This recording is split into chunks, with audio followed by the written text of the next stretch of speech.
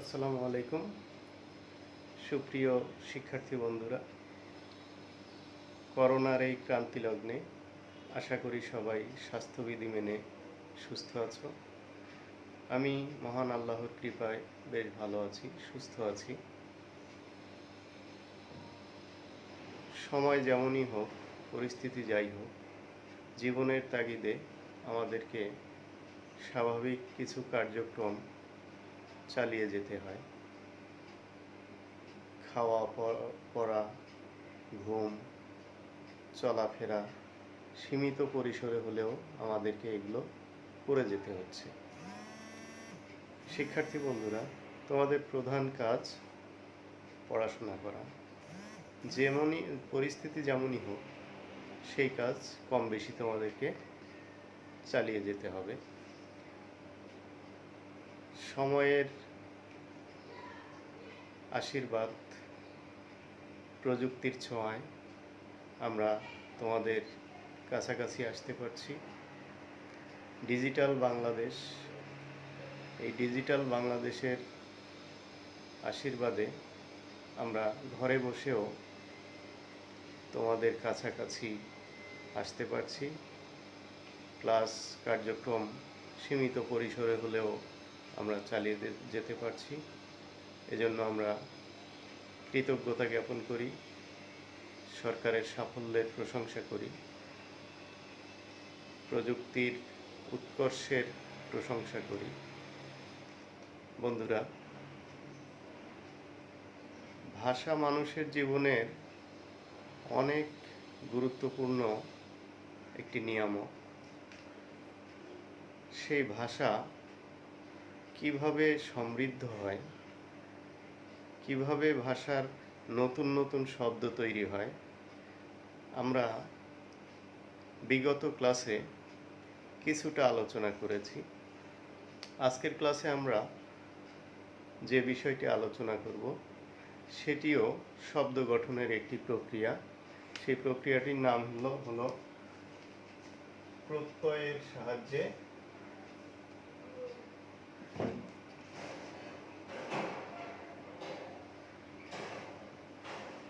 শব্দ গঠন।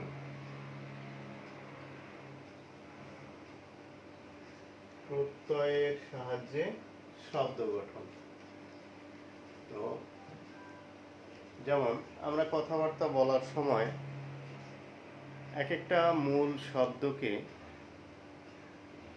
বিভিন্নভাবে পরিবর্তিত করে উচ্চারণ করে থাকি। যেমন ধরো, মাটি শব্দটিকে আমরা বিশেষ্য থেকে বিশেষণ করি, মেটে। আকাশ বিশেষ্য, এই শব্দটাকে আমরা বিশেষণে রূপান্তরিত করি, আকাশী। হাত একটা অঙ্গবাচক শব্দ, বিশেষ্য বোঝায়, এটিকে আমরা বলি হাতল, হাতা। চলি, চল, চল অর্থাৎ চলাফেরা। এটাই, এই ক্রিয়াবাচক শব্দটিকে আমরা কি বলি, নানাভাবে পরিবর্তন করি। যেমন চলন্ত, কর, এটি একটি ক্রিয়াবাচক শব্দ, এটিকে আমরা বলি করা, করি, করব, অর্থাৎ কাল অনুসারে বিভিন্নভাবে পরিবর্তন করি।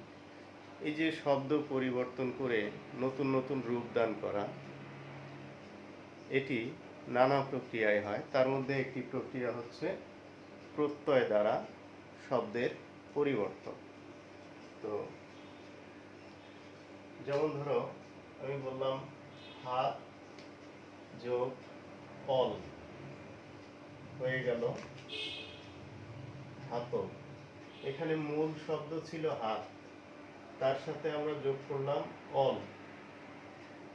এই যুক্ত অংশটুকু কি, বর্ণ সমষ্টি। এই যুক্ত অংশটুকুর নাম হলো প্রত্যয়। এই বর্ণ সমষ্টি হলো প্রত্যয়। তারপরে ধরো,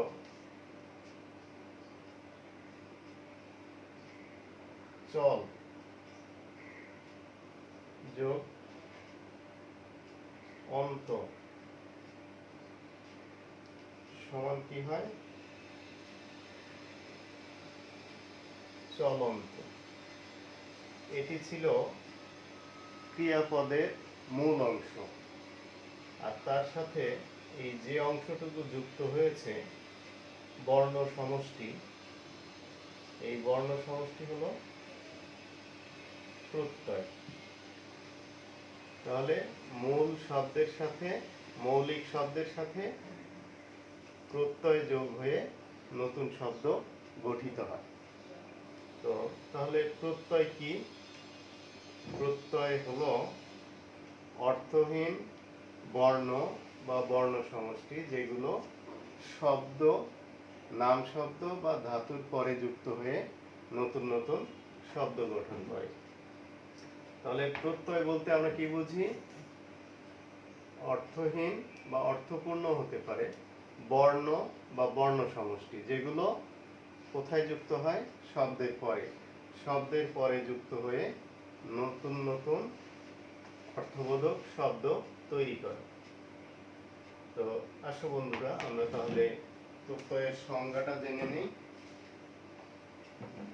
প্রত্যয় কাকে বলে?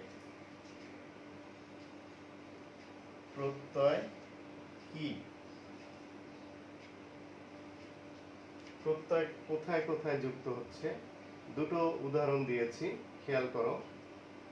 একটা হচ্ছে, এটি হচ্ছে বিশেষ্য পদ হাত, তার সাথে যুক্ত হয়েছে। আরেকটি হচ্ছে ক্রিয়ামূল, ক্রিয়াপদের মূল অংশ, যে অংশটুকুকে আর ভাগ করা যায় না। তো এই দুটো জায়গায় প্রত্যয় যোগ হয়। তাহলে প্রত্যয় কি? যে বর্ণ বা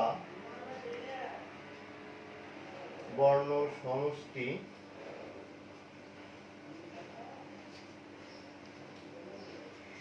ধাতু বা নাম শব্দের পরে যুক্ত হয়ে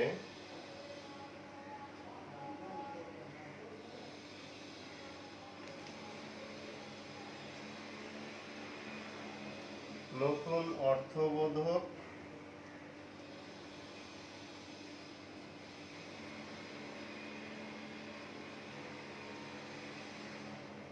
শব্দ তৈরি করে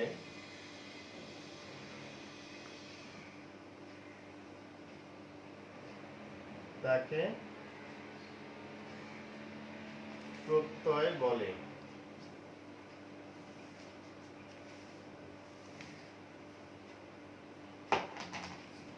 তাকে প্রত্যয় বলা হয়। যেমন যেমন হাত যোগ অল হাতল, চল যোগ অন্ত চলন্ত। এখানে খেয়াল করো, প্রত্যয় হলো বর্ণ বা বর্ণ সমষ্টি।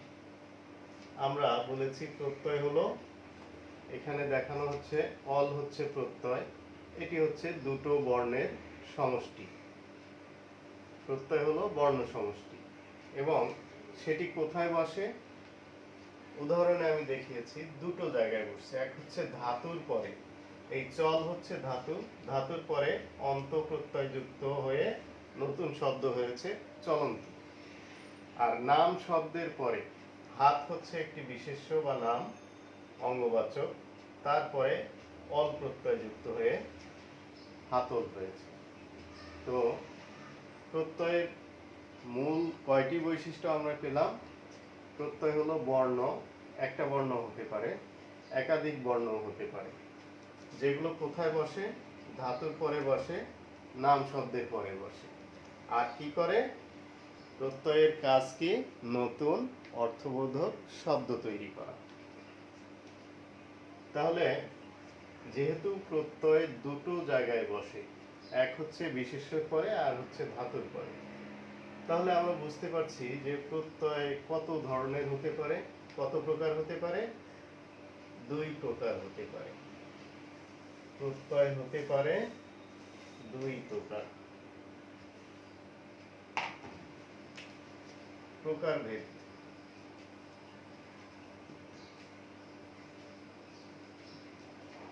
প্রত্যয় 2 প্রকার। এক, কৃৎ প্রত্যয়।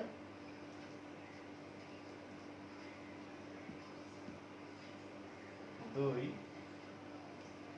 তদ্ধিত বা নাম প্রত্যয়। কৃৎ প্রত্যয় কাকে বলে? ক্রিয়ামূল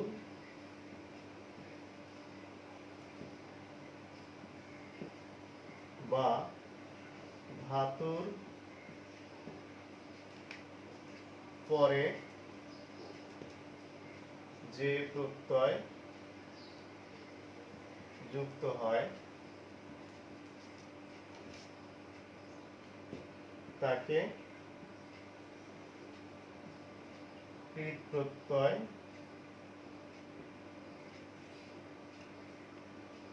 বলে।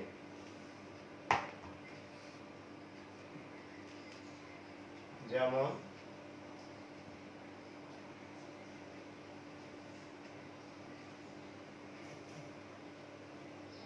ধর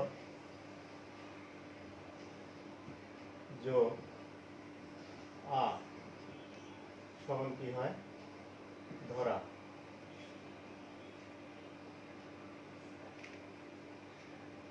ক্রি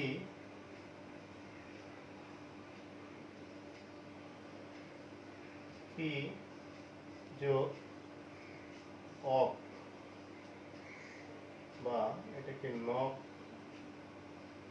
বলা যায়, তৎসম সংস্কৃত প্রত্যয় সমান কারক।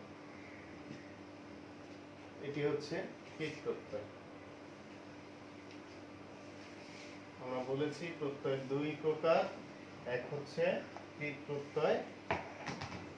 2, তদ্ধিত বা নাম প্রত্যয়। কাকে বলে?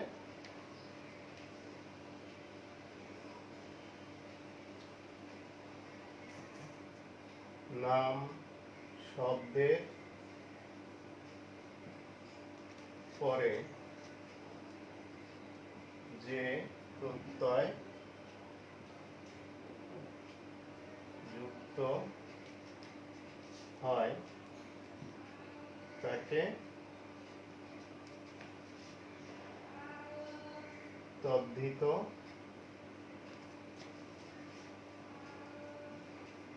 প্রত্যয় বলে।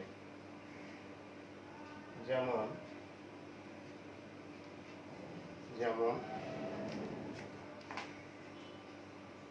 নীল যোগ ইমা সমান নীলিমা, বা গোলাপ যোগ ই সমান গোলাপি। তোমাদের মনে হতে পারে যে গোলাপি বানানটা তো দীর্ঘ ইকার হওয়ার কথা, কিন্তু না, গোলাপ বিদেশি শব্দ, আর সেই জন্য তার সাথে রস্বই প্রত্যয় যুক্ত হবে। আগে দীর্ঘই দিয়ে লেখা হতো, কিন্তু এখন রস্বইকার ব্যবহার হয়। বাংলা একাডেমির নিয়ম অনুযায়ী, প্রমিত বাংলা বানানের নিয়ম অনুযায়ী রস্বইকার। এই হচ্ছে প্রত্যয় 2 প্রকারের। প্রত্যয় অনুযায়ী প্রত্যয় শব্দ প্রত্যয় সাধিত শব্দগুলো তাহলে দুই প্রকার। প্রত্যয় সাধিত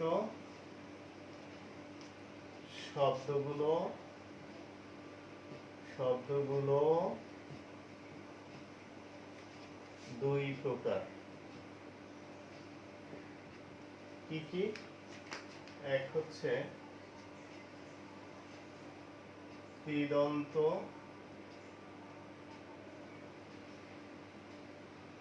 পদ বা শব্দ,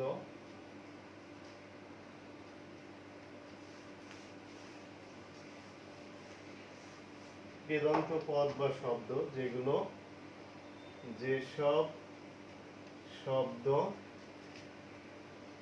কৃত প্রত্যয়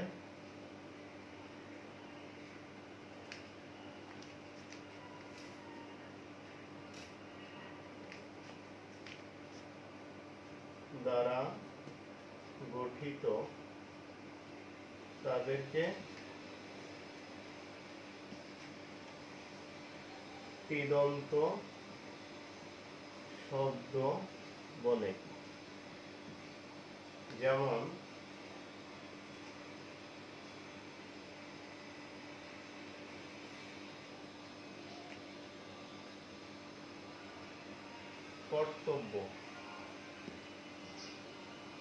কর্তব্য, এটি ভাঙলে আসে কি যোগ তব্য, এটি একটি কৃদন্ত শব্দ।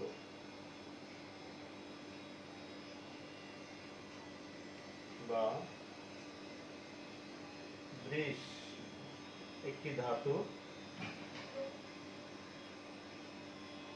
তার সাথে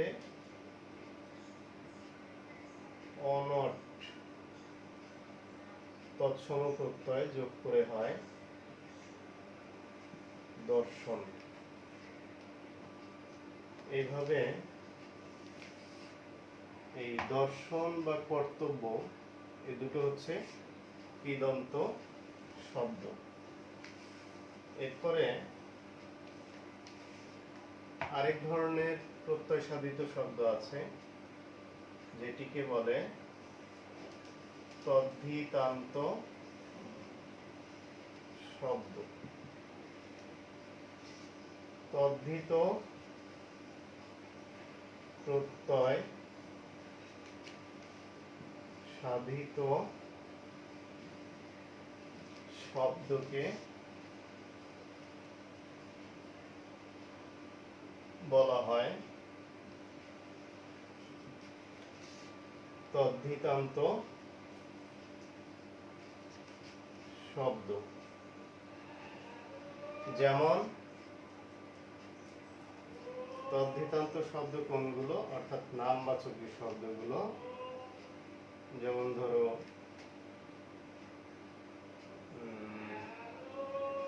মাটি যোগ ইয়া সমান মাটিয়া থেকে পরিবর্তিত হয়ে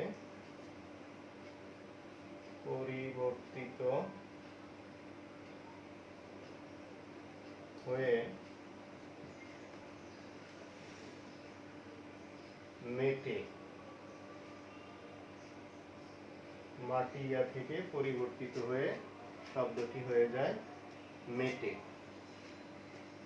এটি একটি মেটে তদ্ধিতান্ত শব্দ। অথবা আকাশী, গোলাপি, হ্যাঁ, অর্থাৎ নামবাচক শব্দের শেষে প্রত্যয়যুক্ত হয়ে যে শব্দগুলো তৈরি হয় সেগুলোকে বলা হয় তদ্ধিতান্ত শব্দ।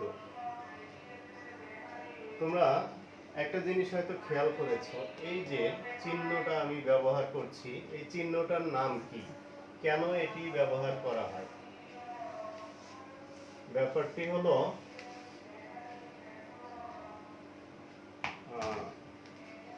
ধাতু বোঝাতে এই চিহ্নটি ব্যবহার করা হয়। গণিতে তোমরা হয়তো যেটাকে রুট ওভার বলো, বাংলায় ব্যাকরণের ক্ষেত্রে প্রায় একই রকম চিহ্ন, সেটিকে আমরা বলে থাকি কি? ধাতু চিহ্ন। ধাতু চিহ্ন। এই ধাতু চিহ্ন আমরা কেন ব্যবহার করি? ধাতু বা ক্রিয়া প্রকৃতি কথাটি না লিখলে এই চিহ্নটি ব্যবহার করতে হয়। অর্থাৎ ধাতু, হ্যাঁ, আমরা যখন একটি শব্দকে বিশ্লেষণ করি, ক্রিয়াপদকে বিশ্লেষণ করি, দুটো অংশে ভাগ করে ফেলি। এই যে ক্রিয়াপদটা কর্তব্য, এই ক্রিয়াপদকে যখন আমরা বিশ্লেষণ করি, দুটো অংশে ভাগ করি, তখন যদি সেটা ধাতু বা ক্রিয়ামূল হয়, তখন উপরে লিখতে হয় ক্রিয়া প্রকৃতি। এই ক্রিয়া প্রকৃতি বোঝাতে এই চিহ্নটি আমরা ব্যবহার করি, ধাতু চিহ্নটি ব্যবহার করি। যদি আমি লিখে দেই উপরে যে এটি একটি ক্রিয়া প্রকৃতি, তখন এই চিহ্নটি ব্যবহার করতে হবে না।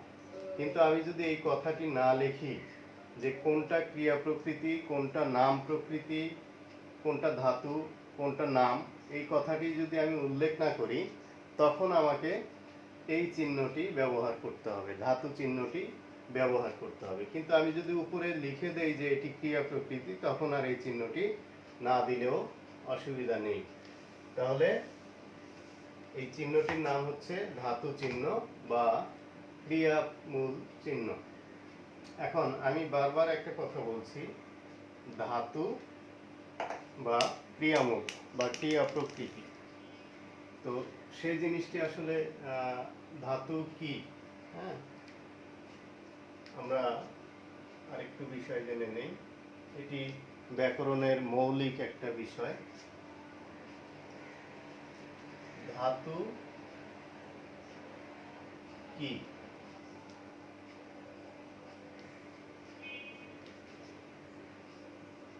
ক্রিয়াপদের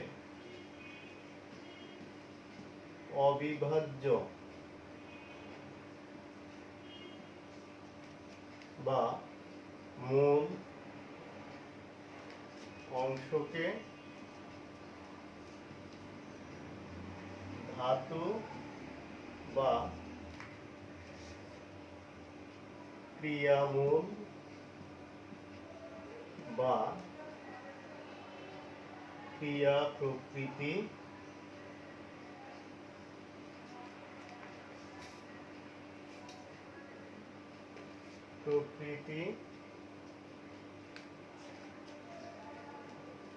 বলা হয়। ক্রিয়াপদের অবিভাজ্য বা মূল অংশকে ধাতু বা ক্রিয়ামূল বা ক্রিয়া প্রকৃতি বলা হয়। যেমন লিখ, ধর, কর, দেখ, খা, যা, পা ইত্যাদি। এগুলো সবই কি বোঝায়? ক্রিয়াপদের মূল অংশ, কাজ করা বোঝায়। এগুলোকে ধাতু বলা হয় বা ক্রিয়ামূল বলা হয় বা ক্রিয়া প্রকৃতি বলা হয়।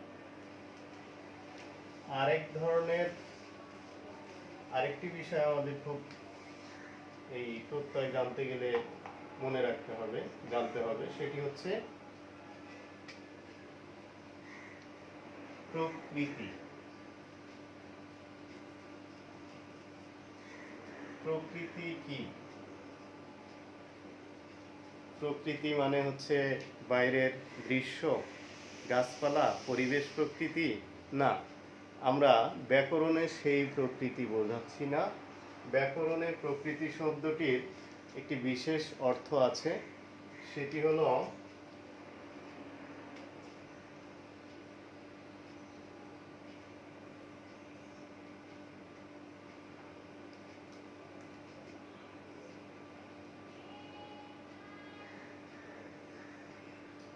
শব্দ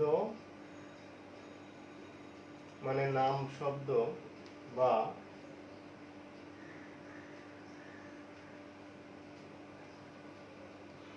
ধাতু ধাতুর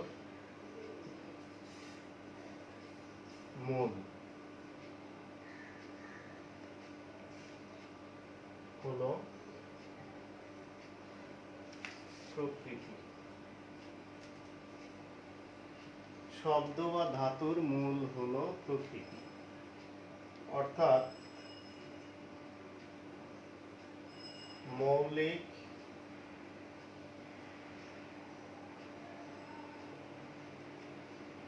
শব্দের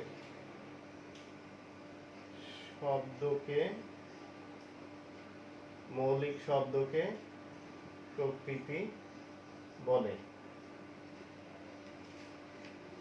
মানে শব্দের যে অংশটুকুকে আর ভাগ করা বা বিশ্লেষণ করা যায় না, সেই অংশটুকুকেই বলা হয় প্রকৃতি। যেমন পানি, পান করার জন্য যে পানি, সেটি হচ্ছে একটি প্রকৃতি। এই পানি শব্দের সাথে আমরা প্রত্যয় যোগ করে অন্য অন্য নতুন শব্দ গঠন করতে পারি। যেমন পানি যোগ তা কি হয়? পান্থা। হ্যাঁ, পানি যোগ সা হয়ে যায় পানসে। তো এইভাবে মূল যে শব্দ সেটিকে বলে প্রকৃতি। এই প্রকৃতিও দুই প্রকার। প্রকৃতি দুই প্রকার। যেমন এক হলো নাম প্রকৃতি,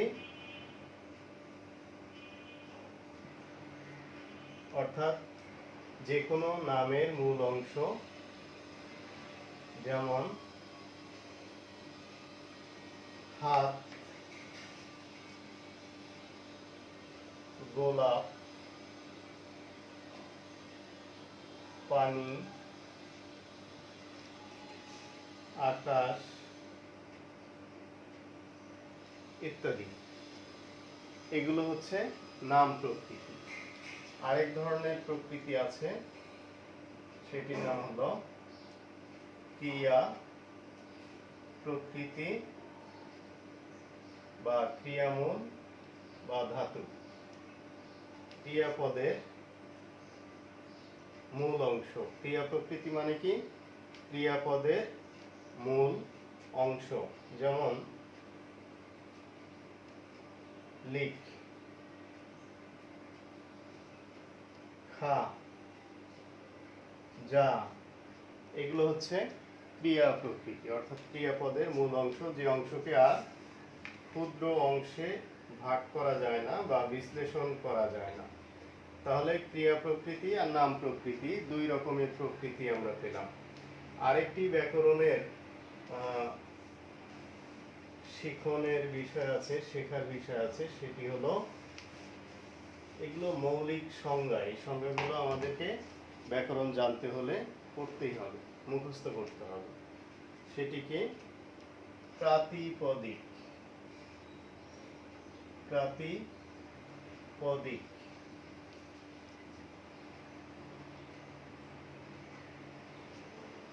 বিভক্তিহীন নাম শব্দকে প্রাতিপদিক কি? প্রাতিপদিক কি?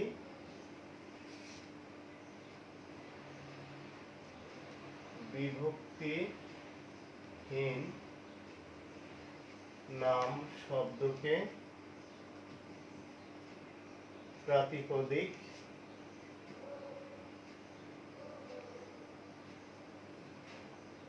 বলা হয়।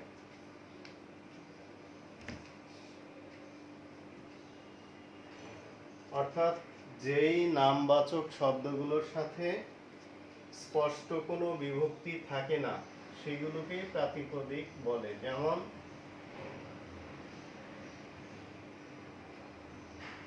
মুখ, এটি একটি নামবাচক শব্দ, বিশেষ্য পদ, অঙ্গবাচক। এর সাথে কোনো বিভক্তি নেই, মানে এটি প্রাতিপদিক। তারপরে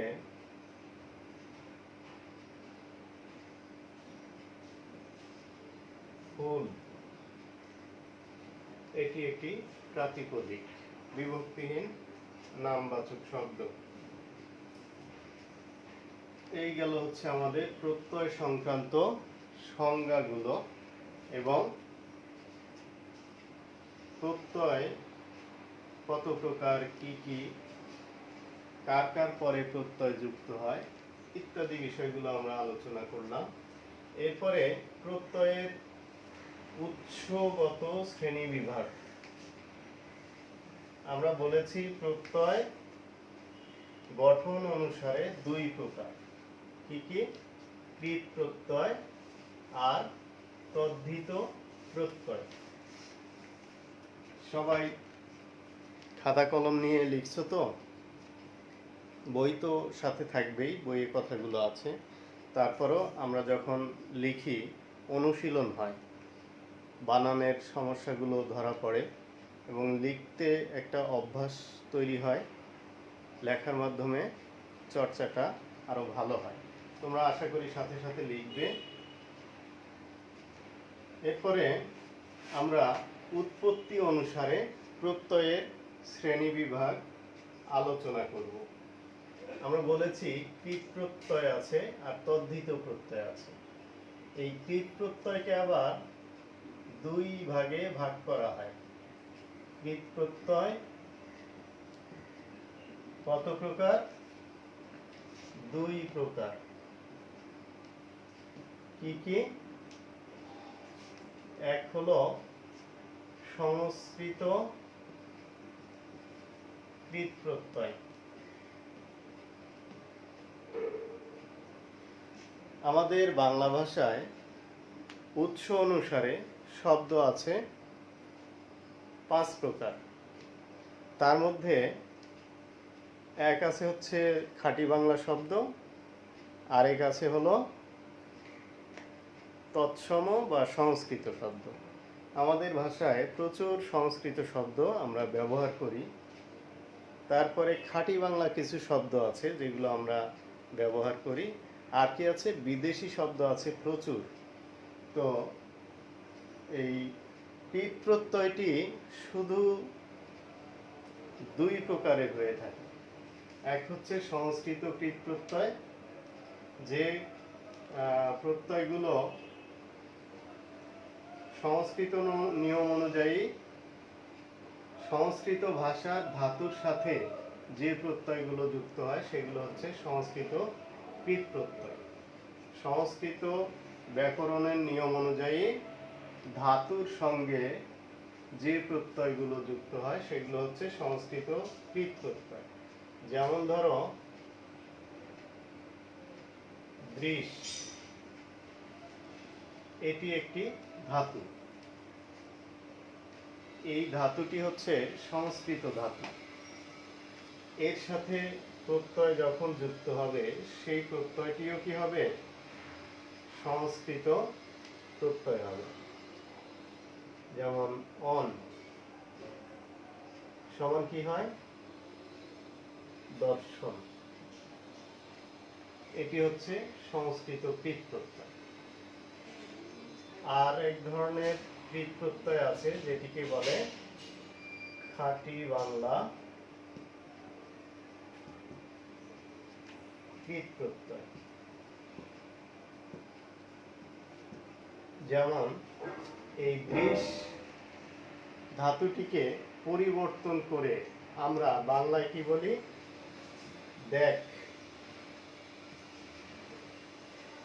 যোগ আ সমান কি হয়?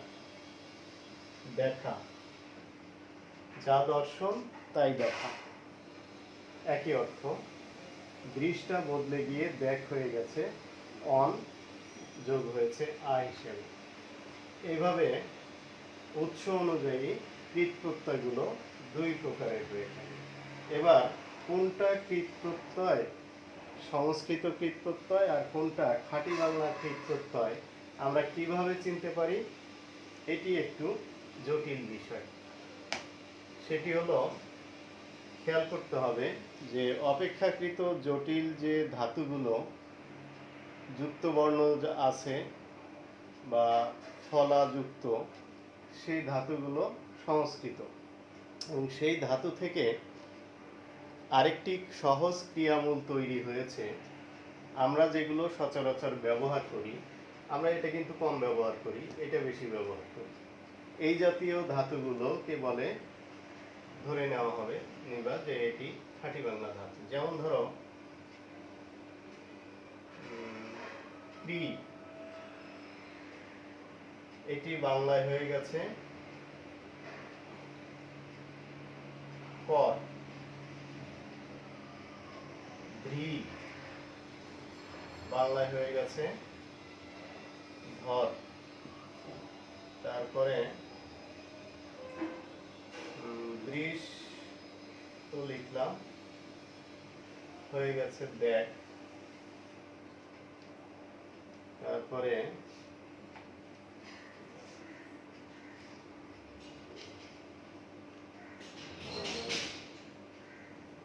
আরেকটি ক্রি আছে, এটি হয়ে গেছে কিন। ক্রয়, ক্রয় হয়ে গেছে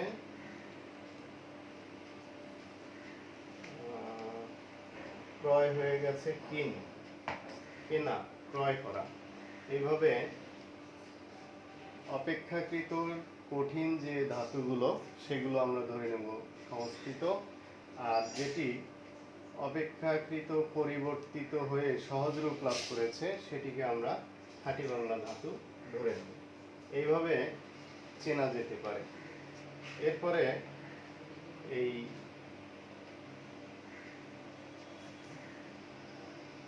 কৃৎ প্রত্যয় হলো দুই প্রকার, আমরা যেটা আলোচনা করলাম।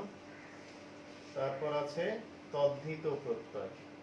এই তদ্ধিত প্রত্যয় সাধিত শব্দগুলো উৎস বিচারে তিন ধরনের হয়ে থাকে। তদ্ধিত প্রত্যয়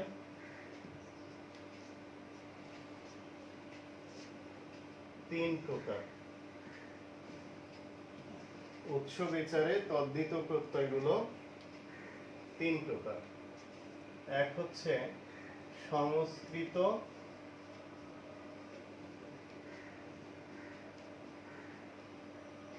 তদ্ধিত প্রত্যয়,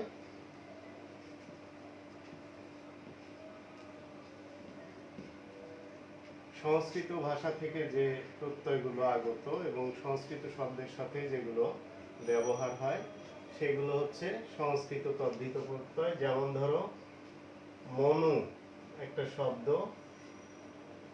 আমাদের দেশের বরিশাল অঞ্চলের মানুষ এই মনু শব্দটা ব্যবহার করে থাকে। মনু যোগ শয় ন সমান মানব। এখন তোমাদের মনে হতে পারে মনুর সাথে শয় ন যোগ হয়ে মানব হলো কি করে? এখানে প্রত্যয়ের কিছু নিয়ম আছে, তোমরা উপরের ক্লাসে উঠলে সেগুলো জানতে পারবে। আপাতত এই প্রত্যয় কি, কত প্রকার, কিভাবে যুক্ত হচ্ছে সেই বিষয়গুলোই জেনে রাখো। এটি হচ্ছে সংস্কৃত তদ্ধিত প্রত্যয়। তারপরে আছে খাঁটি বাংলা,